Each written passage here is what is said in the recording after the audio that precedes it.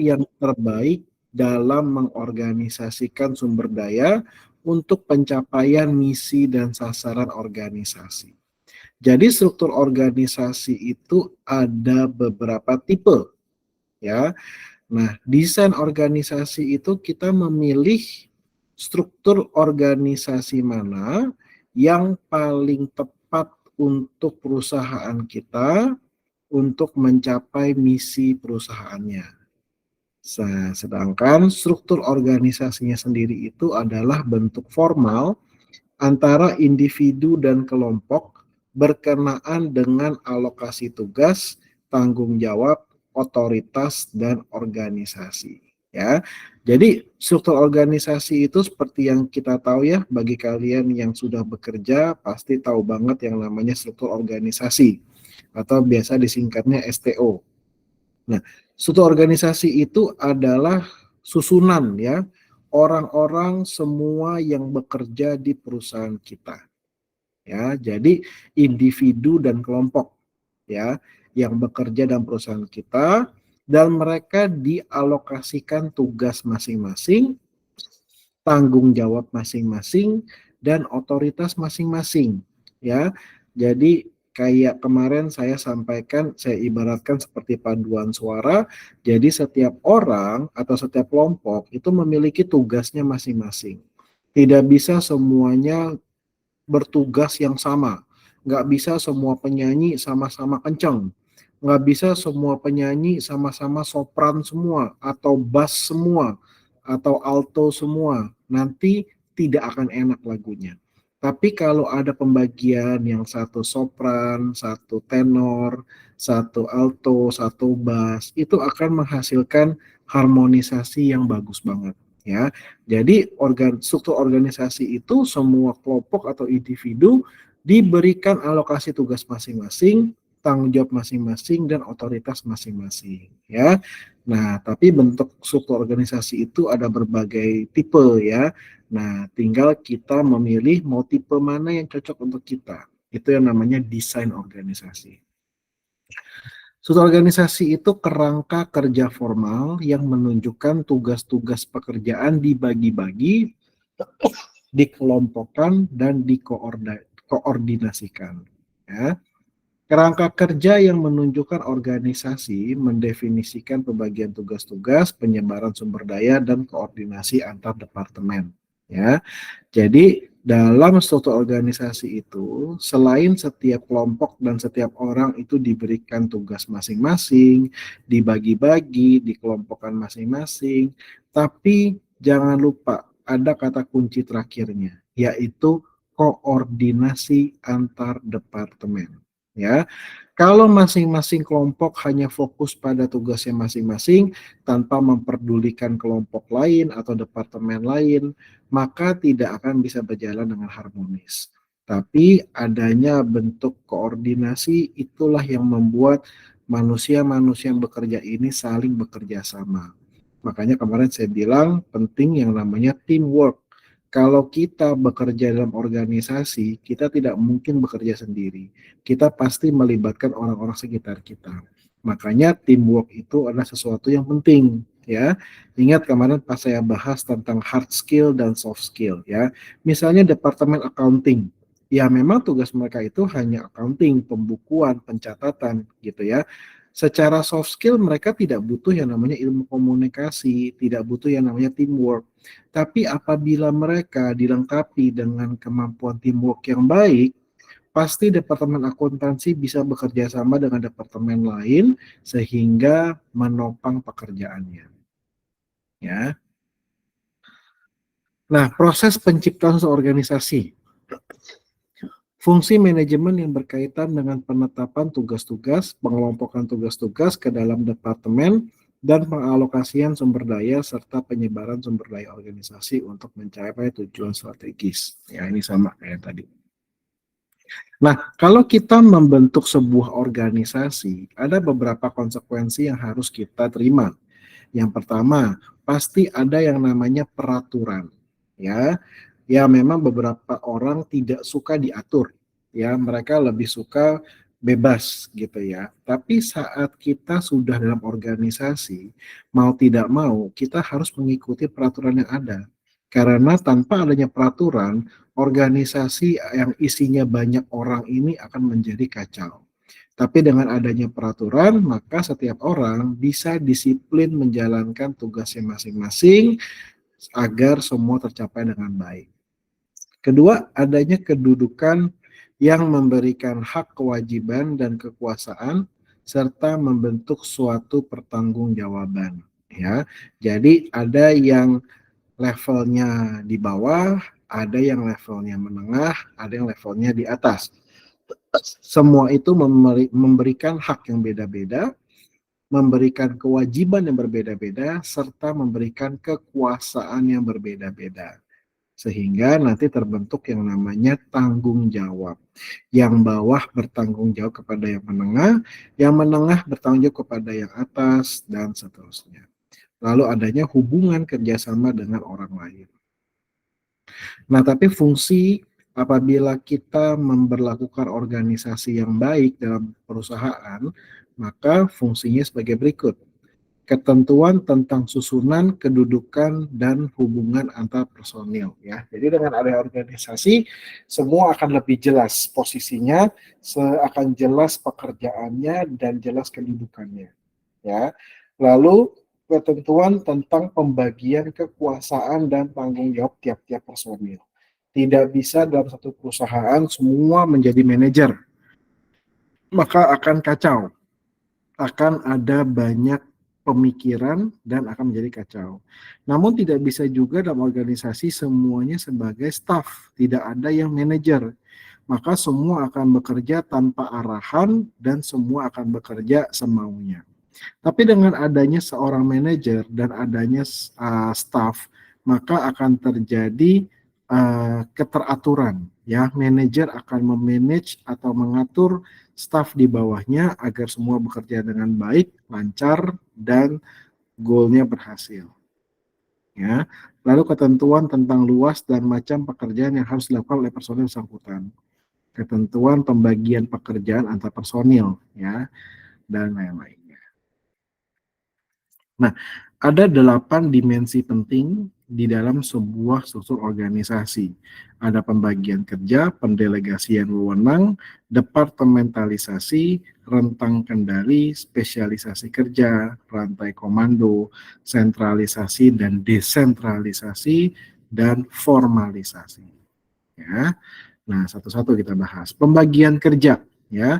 Tentu di dalam sebuah organisasi adanya pembagian kerja, ya, berdasarkan keahlian atau spesialisasi masing-masing seseorang, ya. Kalau seseorang memang spesialisnya di bidang IT, maka diberikan pekerjaan IT.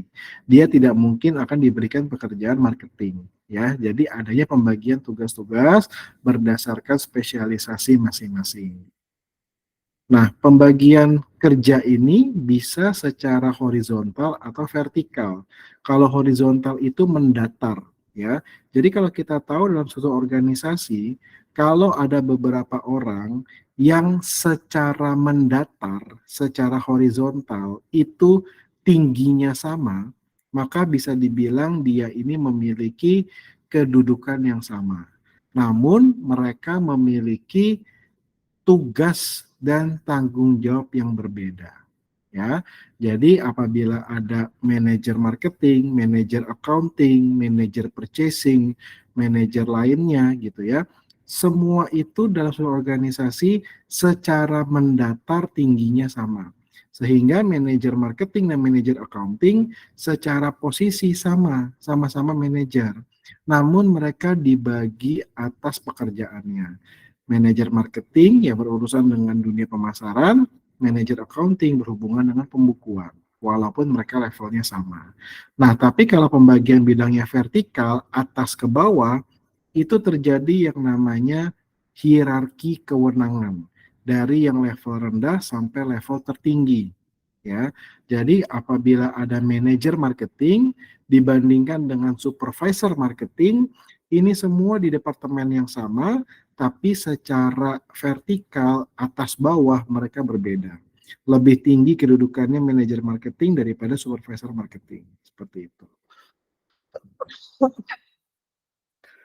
Pendelegasian wewenang ya. Jadi tadi yang kita bicara tentang vertikal atas ke bawah itu adalah kita bicara tentang pembagian wewenang. Ada wewenang yang dimiliki oleh seorang manajer, tapi tidak boleh dilakukan oleh seorang supervisor. Ada beberapa wewenang yang dimiliki supervisor, tidak boleh dilakukan oleh staff. Contoh misalnya di hotel, ada tamu komplain, ya, tamu komplain.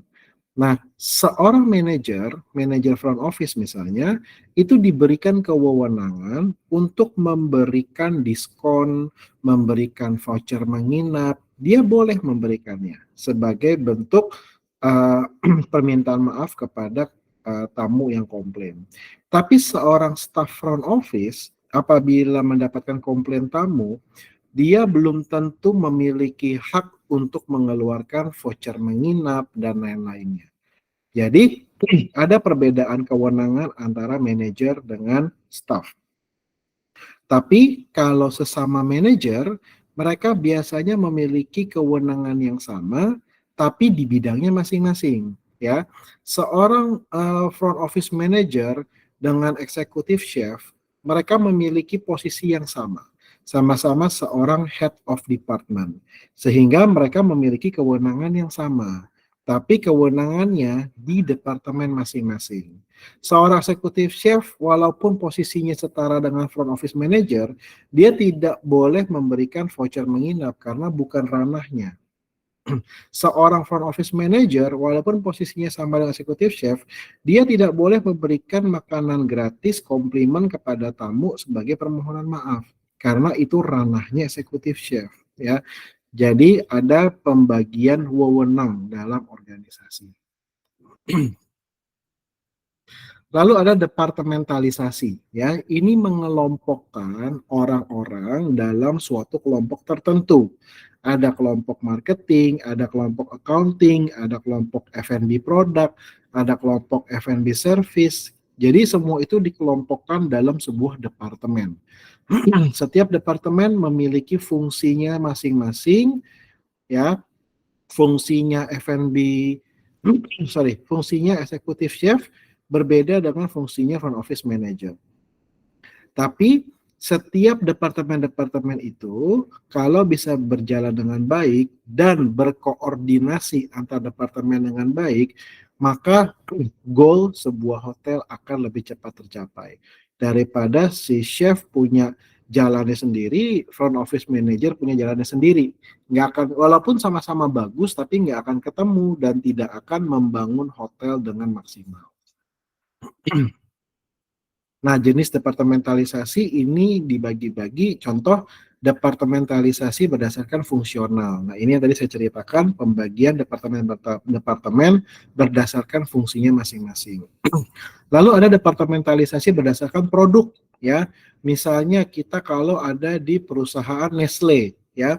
Nestle punya departemennya sendiri untuk Coco Crunch, punya departemennya sendiri untuk Beer Brand misalnya. Nah, setiap produk, ya, itu memiliki memiliki organisasinya sendiri, ya.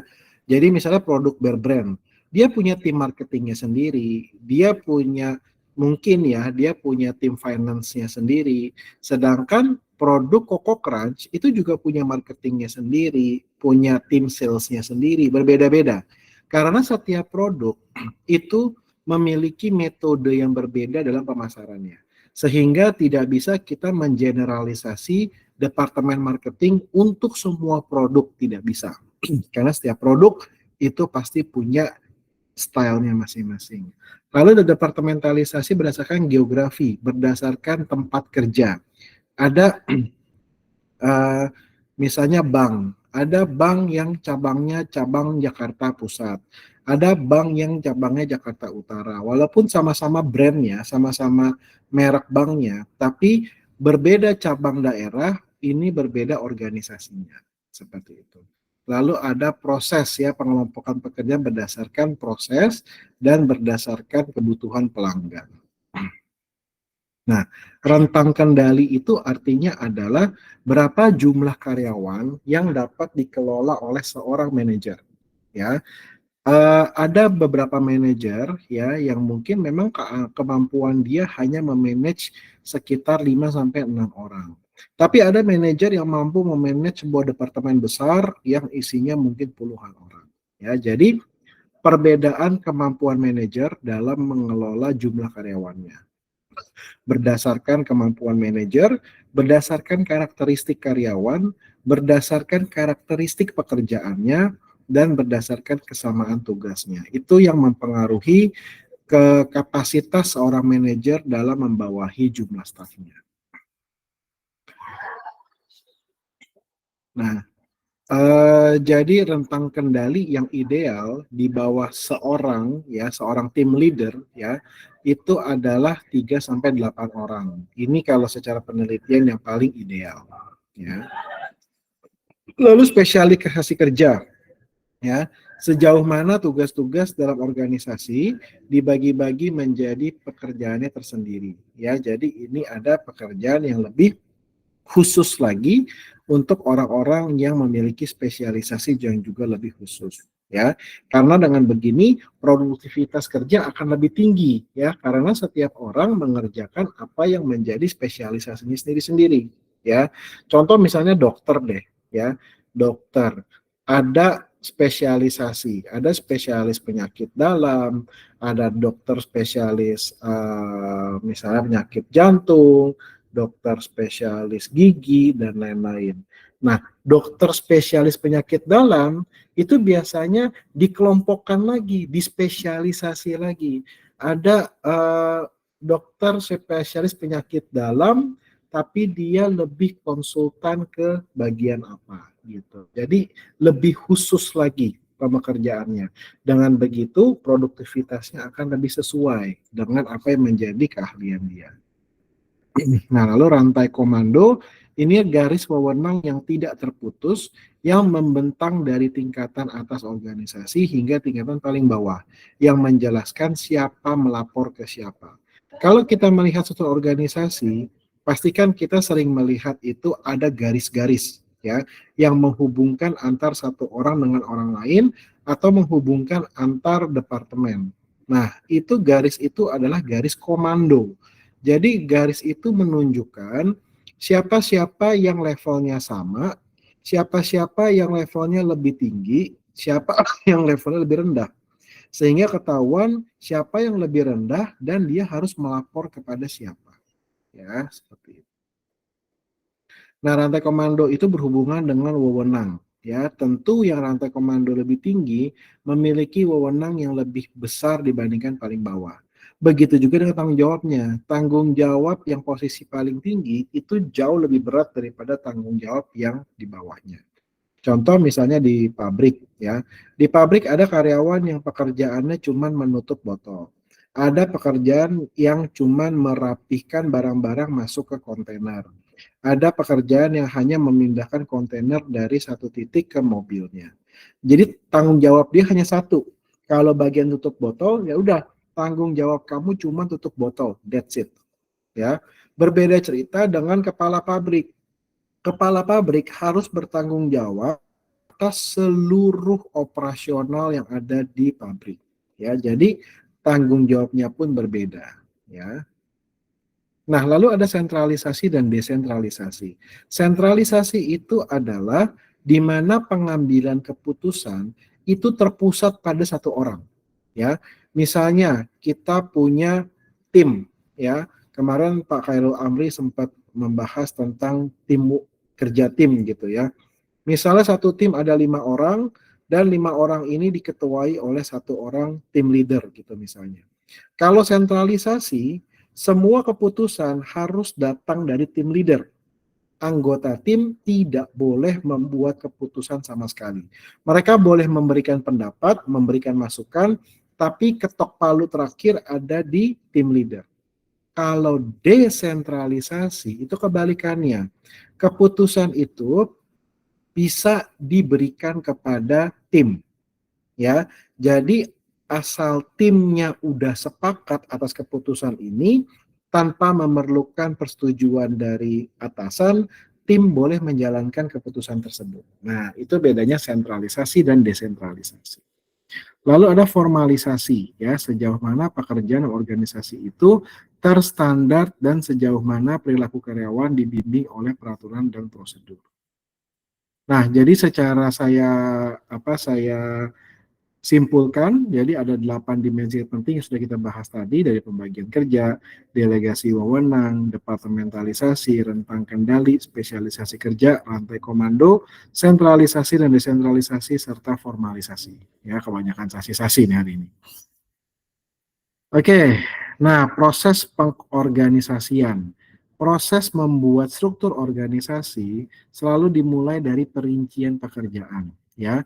Berapa orang yang kita butuhkan, posisinya apa saja, job desk-nya apa saja, dan job spec-nya apa saja. Ya, kita sudah bahas job desk dan job spec kemarin, ya. Setelah kita tahu nih perusahaan ini membutuhkan posisi ini dengan job desk-nya ini, job spec-nya ini. Barulah kita membuat pembagian pekerjaan, ya. Kira-kira ada yang tadi job desk ini akan digabung sama departemen mana menjadi sebuah departemen apa, ya. Lalu pemisahan pekerjaan pendepartemenan, lalu koordinasi pekerjaan antar departemen dan monitoring serta reorganisasi, atau kalau kita biasa dengar Pak Presiden bilang reshuffle gitu ya, apabila dibutuhkan. Apabila dirasa ternyata struktur yang sekarang kurang maksimal, kita coba reorganisasi agar lebih baik lagi. Nah, lalu ada istilah job enrichment dan job enlargement, ya.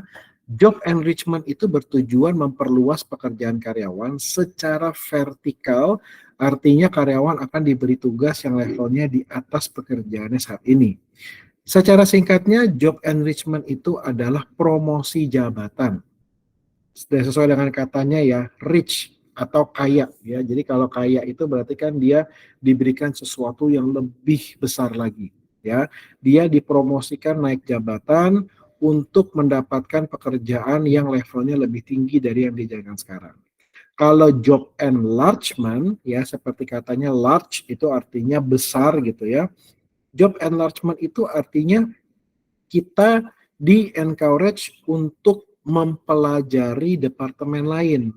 Misalnya saya seorang chef, ya. Lalu HRD mengatakan, "Pak, mulai bulan depan Bapak pindah ke servis ya Pak, FB service." Tuh, kenapa Pak? Ya tujuannya untuk memperluas kemampuan Bapak agar tidak hanya di kitchen aja, Bapak juga bisa mempelajari bagian service. Jadi pada saat Bapak dibutuhkan di kitchen, Bapak bisa masuk. Saat Bapak dibutuhkan di service, Bapak juga bisa masuk. Seperti itu. Itu namanya job enlargement. Kita diberikan tambahan skill, ya, tambahan skill untuk kita mempelajari departemen lain dan kita lebih kaya, ya. Nah, jadi kesimpulannya job enrichment itu menekankan pada kualitas. Jadi pekerjaan kita tetap di bidang yang sama, tapi kualitasnya ditingkatkan dengan kita naik jabatan menjadi supervisor atau manager. Tapi masih di departemen yang sama. Sedangkan job enlargement itu lebih menekankan kepada kuantitas atau jumlah. Saya sudah bisa di kitchen, sekarang saya ditambah kemampuan di service. Nanti saya ditambah kemampuan di front office misalnya. Jadi kuantitas atau jumlah skill saya bertambah terus. Mana yang lebih baik? Sama-sama baik, ya. Kalau job enrichment ya kita bisa lebih meningkatkan level kita, kemampuan kita. Kalau job enlargement kita bisa memperluas skill kita. Jadi anytime kita dibutuhkan di departemen mana kita siap. Seperti itu. Nah, ketika HR manager melihat kinerja karyawan semakin progresif dan menunjukkan produktivitas yang optimal, maka kebijakan job enrichment atau naik jabatan bisa diterapkan, ya. Namun ketika HR melihat karyawan itu stagnan atau cenderung mengalami kebosanan di dalam pekerjaan dia, maka job enlargement bisa diterapkan. Dia akan mendapatkan pengalaman bekerja di departemen yang baru sehingga dia tidak bosan, gitu ya. Nah, struktur organisasi formal seperti ini ya dibagi tiga berdasarkan fungsi, berdasarkan produksi, berdasarkan matriks ya. Nah, yang paling umum paling sering kita lihat adalah berdasarkan fungsi. Nah, struktur organisasi fungsional ini adalah jenis struktur organisasi yang umum digunakan perusahaan mengelompokkan karyawan berdasarkan keahliannya ya. Sorry, kita berhenti sampai di sini dulu. Kita break 20 menit. Sekarang jam 1.33, kita ketemu lagi jam 1.53. Ya, oke, terima kasih.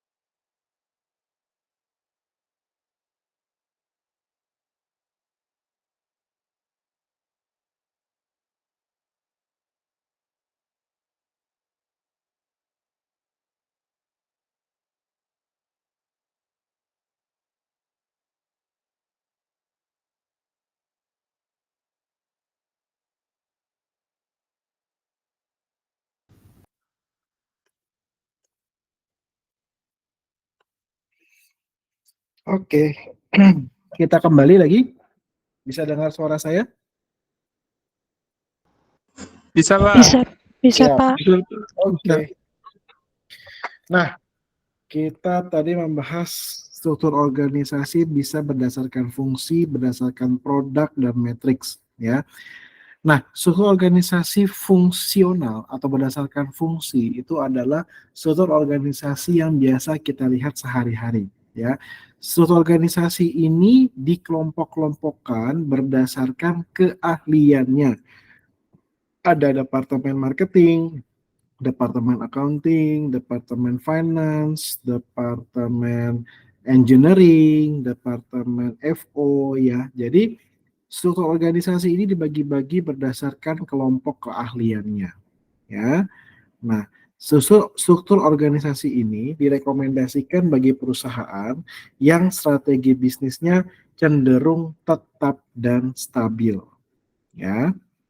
Oke, ini contohnya, ya. Ini kalau kita ke bawah masih panjang lagi ya, lebih banyak lagi, tapi saya ambil sedikit aja. Jadi biasanya dalam suatu organisasi dikepalai oleh satu orang. Kalau di hotel namanya GM atau General Manager, beberapa perusahaan dikepalai oleh direktur, ada juga yang dikepalai oleh presiden, presiden direktur, macam-macam lah namanya ya. Nah, biasanya di bawah satu orang ini terbagilah beberapa departemen. Kalau di contoh ini ada departemen produksi, departemen marketing, departemen finance, departemen human resource. Yang mana setiap departemen bisa dikepalai oleh seorang manajer, bisa dikepalai oleh seorang director, ya, macam-macam nama kepalanya. Nanti di bawah manajer produksi ada lagi supervisor produksi, produksi barang A, produksi barang B, produksi barang C, seperti itu. Di bawah supervisor ada staff-staffnya. Nah, ini adalah pengelompokan orang-orang berdasarkan keahliannya. Ada yang keahliannya di produksi, di marketing, finance, atau keahlian di human resource. Kalau berdasarkan fungsi, keuntungannya itu adalah pertama memotivasi karyawan untuk memberikan performa terbaik karena mereka bisa bekerja berdasarkan memang keahlian mereka, ya. Memberi rasa nyaman dan aman bagi karyawan karena melakukan pekerjaan yang memang dikuasai bersama dengan orang-orang yang juga kompeten di bidang ini, ya. Kalau kita bekerja di dunia accounting, pasti teman-teman satu departemen kita orang accounting semua, ya, sehingga nyaman, ya. Lalu hierarki yang jelas sehingga terhindar dari double command, ya.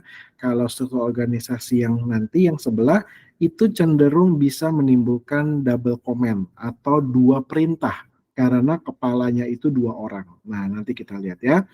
Lalu jenjang karir karyawan lebih jelas. Dia jelas, di atas dia langsung supervisor, di atasnya lagi manajer, di atasnya lagi director. Nah, jadi dia tuh punya tujuan karir. Saya pokoknya mau 5 tahun lagi jadi supervisor gitu, karena jelas organisasinya. Lalu memberikan kestabilan pada operasional usaha sekaligus tanggung jawab karyawannya. Ya, hal ini lebih meningkatkan loyalitas karyawan, ya, sehingga meminimalkan turnover rate.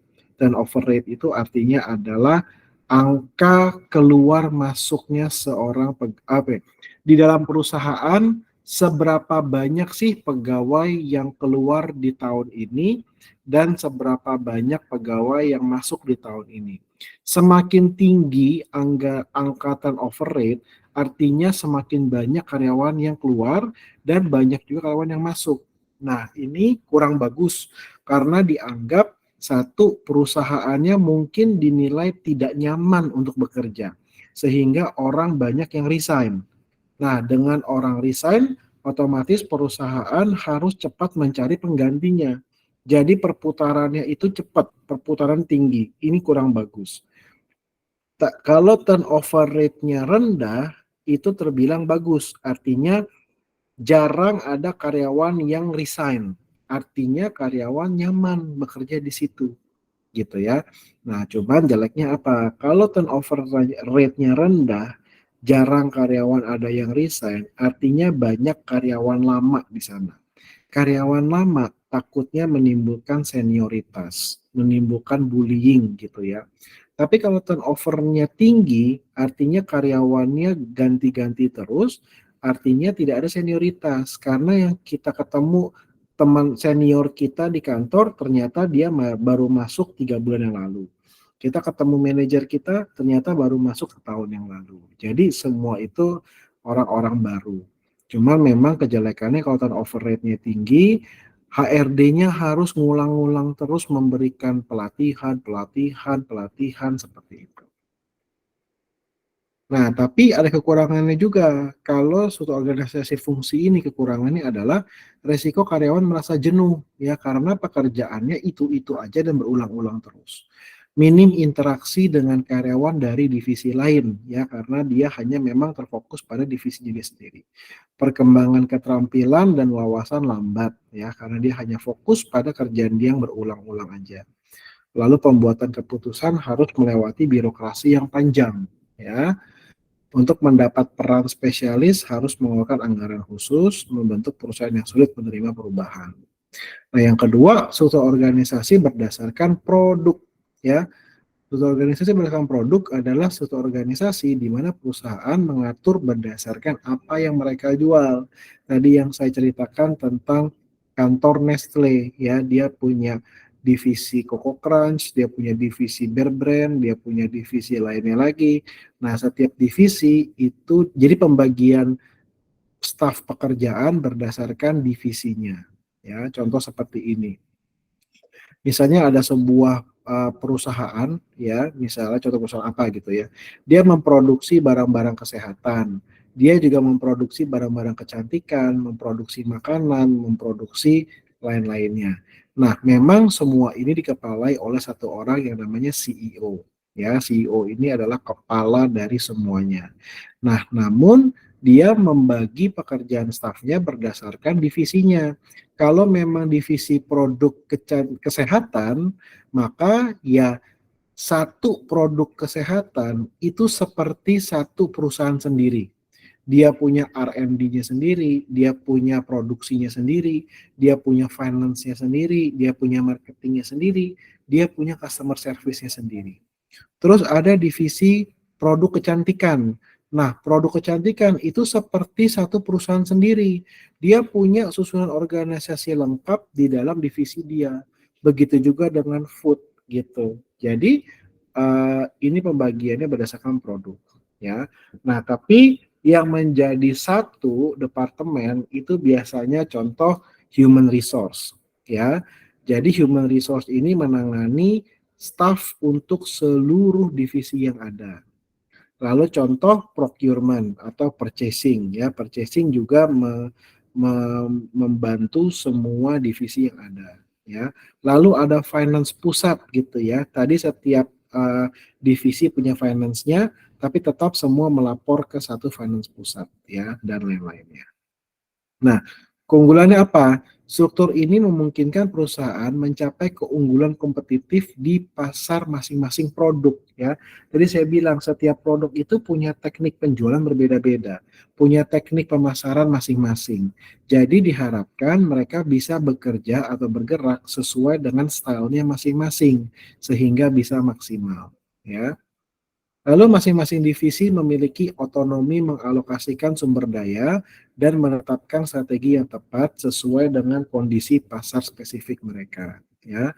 Dan otonomi mereka juga membuat mereka lebih cepat merespon perubahan pasar. Nah, tapi ada kelemahannya juga, ya. Struktur ini kelemahan utamanya adalah pekerjaan dan fungsi bisnis yang terduplikasi, ya.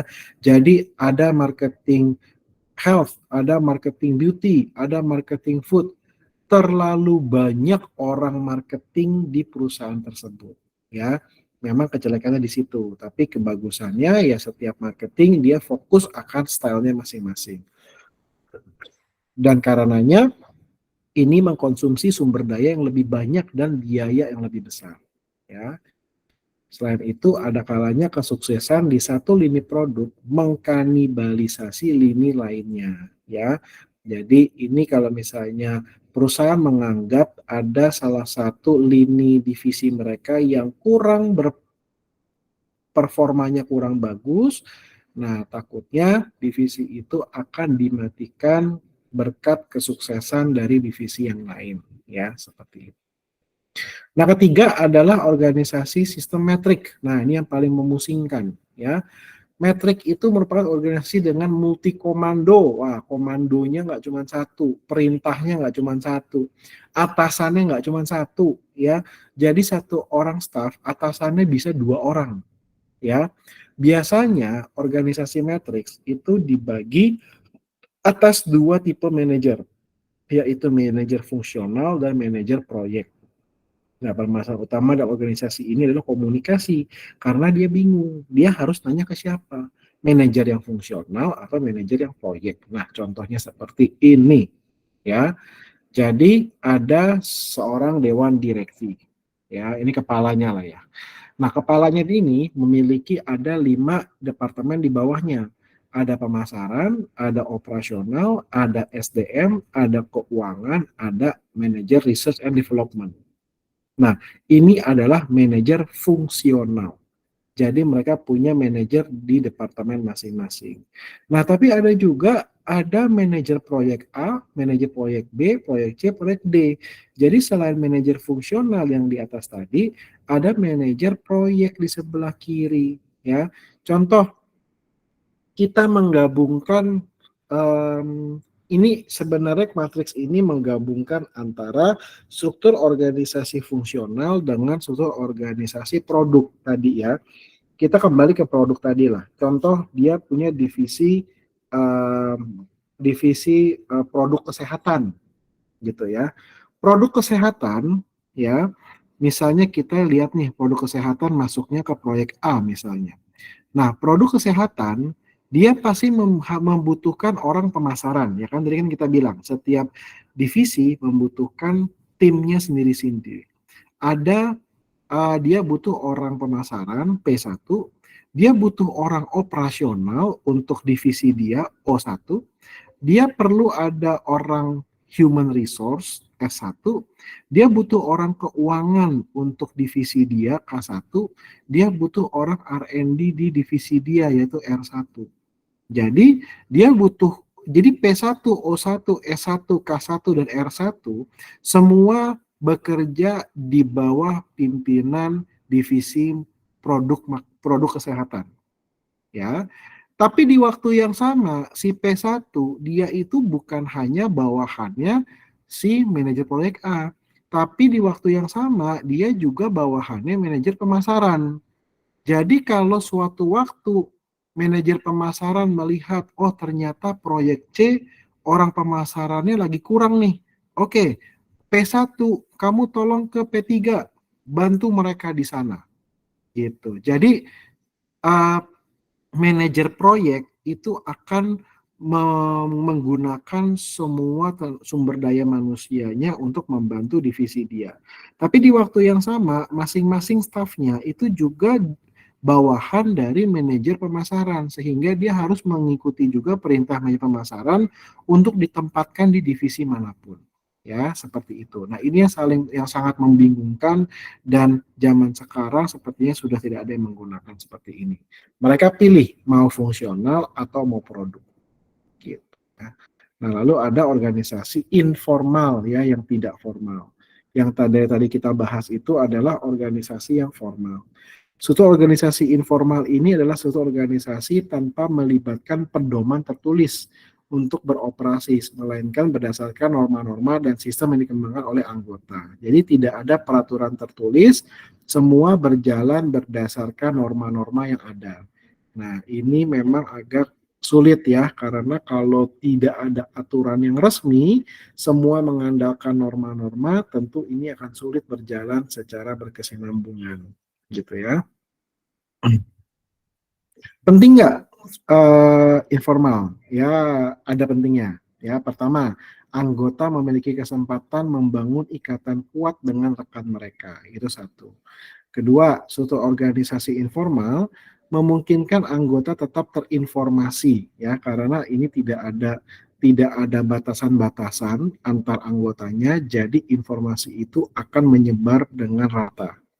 Ketiga, kepuasan adalah alasan lainnya. Jadi inilah orang-orang yang tidak puas bekerja di bawah peraturan, mereka akan puas dengan gayanya mereka masing-masing.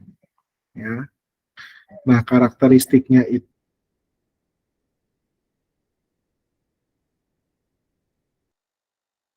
sosial. Jadi secara hubungan, bukan berdasarkan formal seperti peraturan. Strukturnya gimana? Organisasi tidak memiliki struktur atau saluran komunikasi yang jelas. Tujuannya, anggota mungkin tidak memiliki visi misi secara tertulis sebagaimana dimiliki oleh perusahaan, tapi mereka memiliki tujuan dan kepentingan yang sama. Ya, dan ini biasanya kalau kita tergabung dalam organisasi hobi ya misalnya ya, organisasi motor, organisasi mobil misalnya gitu ya, mereka tidak ada aturan gitu, tidak ada aturan yang jelas, tapi mereka berkumpul membentuk komunitas, membentuk organisasi berdasarkan dari ikatannya mereka. Gitu. Kekuasaan ya, pemimpin kelompok disebut pemimpin informal. Seringkali dihasilkan dari karakter pribadi. Jadi yang menunjuk siapa yang jadi ketua ya biasanya kita melihat siapa yang dituakan dalam komunitas tersebut ya. Aturan dan prosedur resmi tidak ada karena semua beroperasi dengan norma-norma saja dan mereka menjalankan organisasi tersebut berdasarkan ikatan hubungan antar anggota ya. Nah, kalau tren organisasi modern masa kini ya, rantai komando lebih pendek ya. Jadi tidak ada birokrasi yang panjang-panjang seperti itu, tapi semuanya pendek. Sehingga informasi gampang disampaikan dengan cepat dan kalau kita sebagai staf mau menyampaikan aspirasi ke atas itu juga cepat ya. Jadi birokrasinya nggak kepanjangan. Cross functional ya, ini biasanya kita bekerjanya itu bisa saling melengkapi. Ya, zaman sekarang harus bisa multitasking. Kita tidak hanya sekarang pintar di accounting, tapi di waktu yang sama kita juga ngerti purchasing, kadang-kadang mengerti IT. Jadi kita harus saling bantu membantu. Ya, span of control lebih lebar. Jadi uh, kalau misalnya tadinya kita sebagai manajer hanya bisa membawahi sampai 8 orang, tapi dengan sistem yang lebih modern sekarang, kita bisa membawahi sampai belasan orang. Karena cara bekerjanya itu dia lebih, nah ini yang nomor 5, sorry saya lompat. Dia desentralisasi, dia tidak perlu terpusat pada atasannya. Kalau terpusat pada atasannya, tadi saya bilang kan sentralisasi. Kalau desentralisasi, setiap anggota itu bisa mengeluarkan keputusan selama di disepakati oleh semua pihak ya. Lalu lebih banyak pendelegasian dan pemberdayaan. Jadi kita sebagai leader lebih banyak memberikan tugas-tugas ini kepada para bawahan kita daripada kita hanya bekerja sendiri karena kita hanya percaya pada diri sendiri. Kita bisa mendelegasikan pekerjaan sehingga pekerjaan bisa lebih cepat selesai ya. Dan pengurangan komponen staff. Jadi sekarang lebih hemat biaya, tidak memerlukan staff yang terlalu complicated dan terlalu banyak, cukup beberapa staff tapi krusial dan semuanya bisa bekerja dengan baik. Ini adalah tren organisasi modern zaman sekarang ya. Nah, ini yang udah saya jelaskan tadi. Oke. Nah, kunci sukses dalam sebuah organisasi itu adalah kita harus membangun tim yang unggul, ya. Tim yang saling bekerja sama, berkoordinasi, masing-masing mau bekerja, itu tim yang unggul. Lalu pastikan kualitas anggota kita, kualitas um, staf organisasi kita, memang mereka kapabilitasnya cukup bagus. Mampu bekerja sama antar departemen, komunikasi atas ke bawah bagus, komunikasi horizontal pun juga harus bagus. Ya, motivasi dalam bekerja itu juga harus bagus. Motivasi tidak selamanya datang dari gaji, tapi motivasi bisa datang dari karakter atasan ya. Kalau atasannya menyenangkan, tentu kita sebagai pegawai lebih bermotivasi untuk bekerja. Dan pengambilan keputusan semua harus cepat kalau zaman sekarang ya. Tidak perlu sentralisasi, jangan sampai keputusan nunggu siapa, nunggu manajer, nunggu apa kelamaan ya. Harus cepat dan bertanggung jawab keputusannya. Oke. Selesai materi kita di siang hari ini. Ya, sekarang saya buka sesi pertanyaan sampai jam 2:30 ya, saya batasi. Oke, kalau ada yang mau bertanya silakan.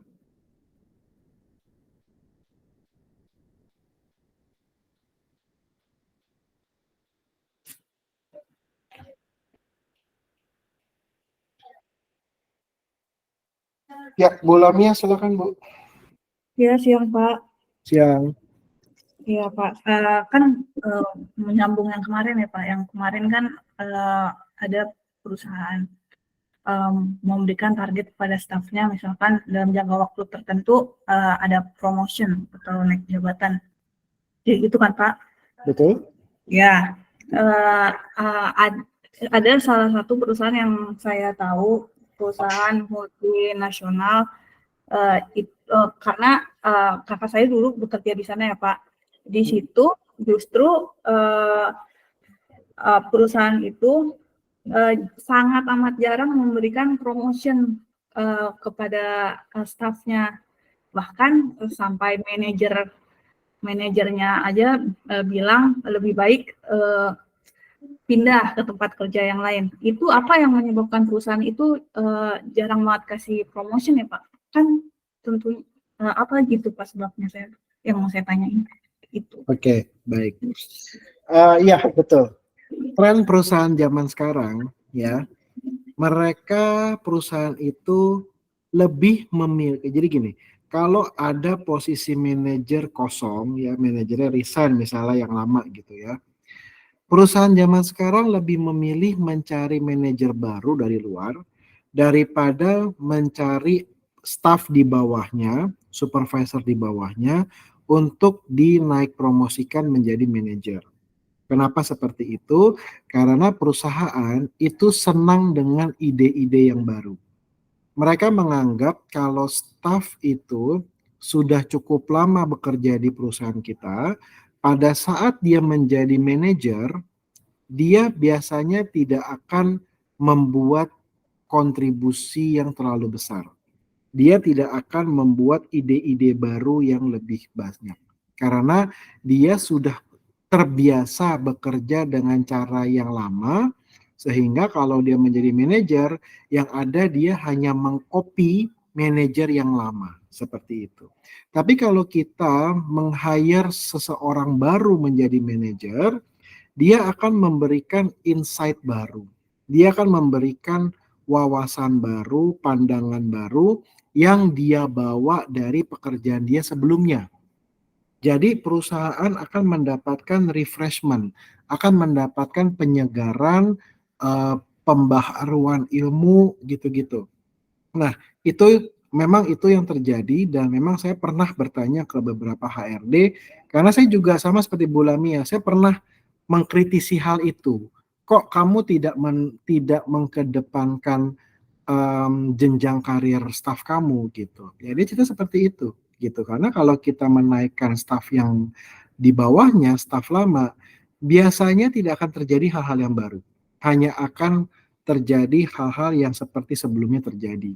Sedangkan dengan resign-nya seorang manajer ini, kita mengharapkan ada suatu perubahan di departemennya. Karena itu kita lebih mencari orang baru di posisi tersebut. Ya, padahal kalau perusahaan mengambil manajer dari bawah, itu biasanya gaji manajernya lebih rendah daripada dia harus meng-hire manajer baru dari luar. Itu biasanya gajinya lebih tinggi. Ya, contoh misalnya gini deh, Posisi manajer gaji 10 juta, ya. Supervisor di bawahnya itu gajinya 7 juta misalnya. Pada saat dia perusahaan memilih menaikkan supervisor menjadi manajer, dari 7 juta apakah akan dinaikkan ke 10 juta? Tidak, ya. Perusahaan akan nego. Oke, kamu saya kasih jabatan baru sebagai manajer, ya. Jenjang karir kamu naik dan lain-lain, ya. Dan gaji kamu saya naikkan 2 juta. Ya, biasanya seorang supervisor itu sudah mau. Ya iyalah, naik jabatan, di CV posisinya bagus sebagai manajer, wewenangnya lebih tinggi. Jadi naik gaji walaupun nggak seberapa, mereka tidak masalah. Sedangkan kalau si HRD ini mencari manajer baru dari luar, bisa aja gajinya itu lebih tinggi, 11 juta bahkan 12 juta. Nah, tapi perusahaan lebih memilih membayar lebih tinggi dengan catatan mereka meng-hire orang yang memang kualitasnya lebih bagus dan memberikan pembaharuan pada perusahaan kita. Itu bulannya. Oke Pak, terima kasih atas Sama-sama. jawabannya. Ada lagi yang mau nanya?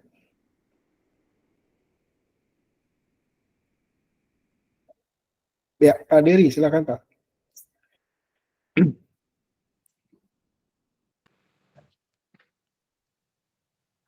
Ya Pak Adi begini Pak, dalam organisasi SDM itu kan dikatakan di dalamnya terdapat aktivitas pengklasifikasian dan pembagian aktivitas kerja ya Pak pada SDM tersebut. Betul. Nah, tujuannya untuk ya mencapai tujuan organisasi atau perusahaan atau instansi terkait. Nah lalu katakanlah target perusahaan itu terpenuhi Pak. Namun pertanyaannya, apakah dalam penerapan MSDM tadi tetap dikatakan berhasil jika terdapat beberapa SDM yang bekerjanya namun tidak 100% pada passion-nya gitu Pak. Seperti yang bersangkutan itu dipaksa bekerja pada bagian tersebut. Nah, terus kapasitas bekerjanya juga berlebihan. Terus reward-nya juga minim. Jadi yang ada di mindset SDM tersebut ya udah terima gaji aja. Tapi di sisi lain dia mengorbankan passion-nya dan kesempatan pada dirinya untuk bisa berkembang lebih juga dia korbanin gitu Pak. Jadi apakah itu bisa dikatakan sukses atau enggak Pak, dan kenapa? Gitu Ya, Pak. Terima baik. kasih Pak. Dari sisi perusahaan, perusahaan adalah sukses. Ya, jadi tujuan perusahaan itu bagaimana? Jadi setiap perusahaan pasti mereka sudah membuat target, entah targetnya tahunan, 2 tahunan, atau 5 tahunan. Mereka sudah punya target. Setiap tahun, kalau target mereka, kalau pencapaian mereka mencapai target atau lebih tinggi dari target, apapun caranya, maka dinyatakan secara perusahaan itu berhasil. Tapi beda cerita kalau kita melihat secara mikro, secara staf-staf di bawahnya. Biasanya kalau perusahaan mencapai target, akan ada bonus yang diberikan kepada seluruh karyawannya. Besarannya bonus berapa?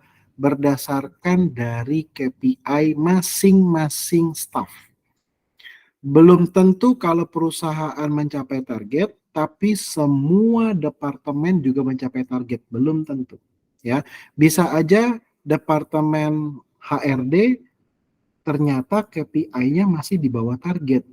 Ya, tapi disubsidi silang dengan departemen-departemen lain yang mencapai lebih dari target. Sehingga pada saat pembagian bonus, departemen yang KPI-nya tercapai atau lebih akan mendapatkan bonus yang lebih besar dibandingkan departemen yang tidak mencapai target. Bahkan bisa saja mereka tidak menerima bonus. Seperti itu. Jadi kalau dari sisi perusahaan berhasil, dari sisi masing-masing orangnya belum tentu berhasil. Apalagi kalau Pak Dery tadi bilang banyak beberapa orang yang terpaksa harus bekerja di bidang yang tidak sesuai dengan passionnya, yang penting dapat gaji, seperti itu. Tapi perusahaan zaman sekarang memang kalau boleh jujur Pak Dery, tidak terlalu menganggap staf itu sebagai aset. Mereka menganggap staf itu sebagai tenaga kerja. Jadi yang penting kamu bekerja untuk goal perusahaan. Gitu. Selama goal perusahaan tercapai, maka kamu boleh silakan tetap bekerja di sini. Tapi pada saat kamu tidak perform dan kamu tidak membantu dalam goal perusahaan, mohon maaf, kita tidak butuh kamu. Ya, perusahaan zaman sekarang seperti itu. Beda dengan perusahaan yang mungkin zaman dulu menganggap staf itu adalah aset. Bagaimana caranya kita memikirkan staf ini bisa naik level? Kita ikuti dia pelatihan di sana, di sini, kita kasih beasiswa S2, bahkan sampai S3, Karena mereka menganggap staf sebagai aset. Ya, jadi tergantung perusahaannya menganggap staf sebagai aset atau menganggap staf sebagai tenaga kerja. Kalau hanya tenaga kerja, itu yang terjadi. Yang penting kamu perform, apapun pekerjaan kamu, apapun latar belakang kamu, selama kamu perform, silahkan kamu tetap kerja di sini. Kalau kamu tidak perform, mohon maaf, kita tidak butuh kamu. Gitu. Kenyataan pahit seperti itu Pak Dery sekarang. Oh iya, baik Pak. Jadi yang kayak kemarin Bapak bilang ya, realita dunia kerja memang Tidak seperti itu ya. seindah itu, betul. Nah, kalau Ya boleh ini, bagi teman-teman di boleh sini yang sudah bekerja pastilah merasakan apa yang saya ceritakan gitu ya.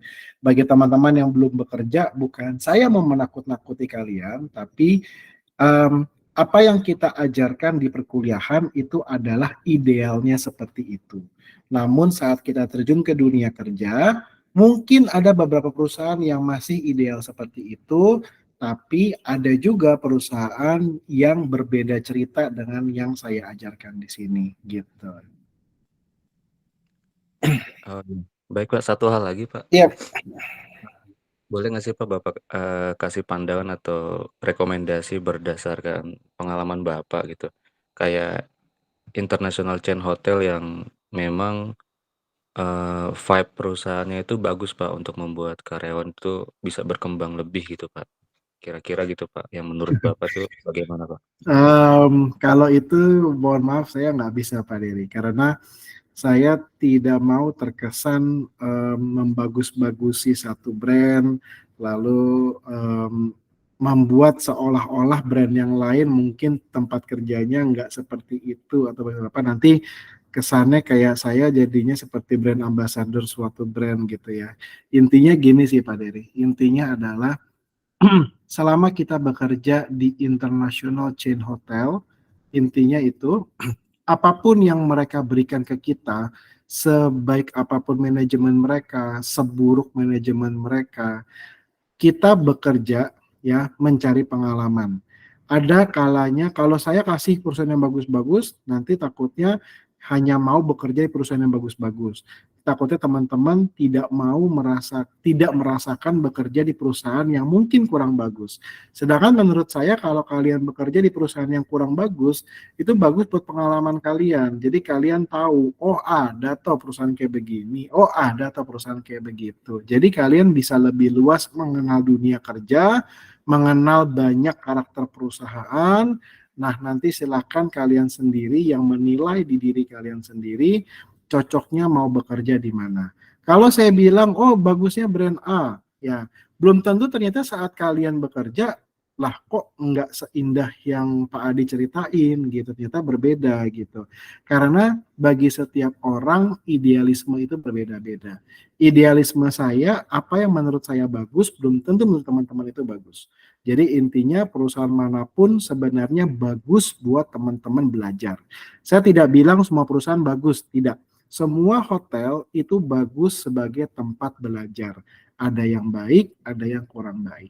Gitu Pak Dery. Baik Pak, terima kasih Pak untuk Oke, sip. Thank you. saya. Waktunya sudah habis. Terima kasih untuk siang hari ini. Besok kita ketemu lagi. Coba nanti besok saya kabarin ya kira-kira di jam berapa. Karena besok saya ada jadwal, cuman masih tentatif juga jadwalnya. Nanti saya infokan maksimal di sore hari ini, di malam hari ini ya. Oke, terima kasih semua. Selamat sore. Selamat sore, Terima Pak. kasih Pak. Iya, Selamat selamat sore. sore Pak. Terima kasih Pak. Terima kasih Pak, sore.